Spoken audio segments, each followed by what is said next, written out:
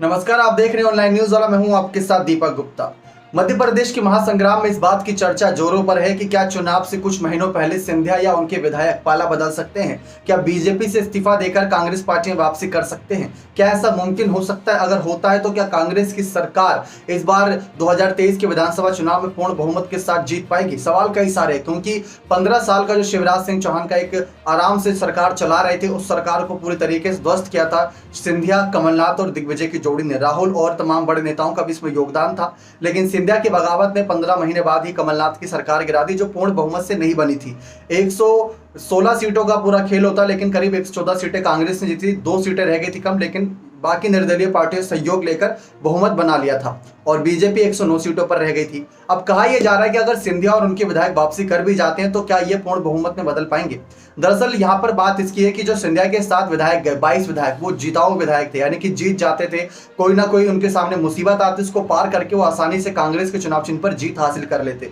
दूसरी तरफ कांग्रेस पार्टी अब इतनी मजबूत हो चुकी है कि कर्नाटक और हिमाचल चुनाव के नतीजे इस बात की गवाही दे रहे हैं कि अगर कांग्रेस पार्टी सभी के साथ मिलकर चुनाव लड़े तो जरूर वो जीत जाएगी और उनके अंदर दमखम है। राहुल गांधी ने साफ कहा कि बीजेपी को हराया जा सकता है। जो एक मन में डर बैठ गया ना कि बीजेपी को नहीं हराया जा सकता, पीएम मोदी फायर ब्रांड नेता है, ऐसा कुछ नहीं है, बीजेपी को आसानी से हराया जा सकता है। और जिनके अंदर बीजेपी को हराने की हिम्मत नहीं, वो आज बीजेपी में जाकर बैठे हैं, वो बिक चुके हैं। ऐसे सिंधिया पर राहुल गांधी ने निशाना साधा था। इन सब के बीच राहुल गांधी ने यही बात कही कि जिस तरीके से हमने कर्नाटक में और हिमाचल में अपनी सरकार बनाई, ठीक वैसे ही मध्य प्रदेश में 150 सीटों पर जीतकर हम अपनी सरकार बनाएंगे। और ये बात मैं आपको लिख कर दे सकता हूं। भारत जोड़ो यात्रा के दरमियान भी ये बयान उन्होंने दिया था कि सिंधिया जैसे नेताओं पर अब भरोसा नहीं, क्योंकि वे बिक चुके थे।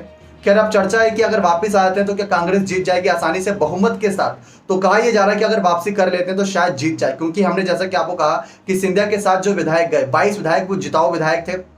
सिंधिया खुद उनमें से एक हैं, तो उनकी जीत हो ही जाती है। उसके बाद कांग्रेस पार्टी पिछले कुछ सालों से देखा जाए तो भारत जोड़ो यात्रा से काफी बदल चुकी है, उनका परफॉर्मेंस बदल चुका है। तो कहा यह जा रहा है कि अगर सिंधिया या उनके विधायक वापसी कर जाते हैं तो जरूर यहां पर कांग्रेस पार्टी की जीत सुनिश्चित हो सकती है, क्योंकि शिवराज और सिंधिया जो मिलकर सरकार चला रहे हैं उसमें कुछ ना कुछ कमियां हैं, जिसको बड़ा मुद्दा बनाकर कमलनाथ, राहुल गांधी और दिग्विजय सिंह बार बार निशाना साध रहे हैं, खासकर प्रियंका गांधी भी। तो यह बात साफ है कि अगर सिंधिया जैसे बड़े नेता वापसी करते हैं तो कांग्रेस को फायदा होगा, लेकिन कांग्रेस शायद अब सिंधिया की वापसी स्वीकार नहीं करेगी, क्योंकि बार बार यही बयान है कि उन पर अब भरोसा नहीं रहा। बाकी आप अपनी राय दीजिए कि क्या आपको लगता है कि सिंधिया नेताओं को वापसी कर लेनी चाहिए या नहीं। अपनी राय कमेंट सेक्शन में जोड़ दीजिएगा। बहुत बहुत धन्यवाद।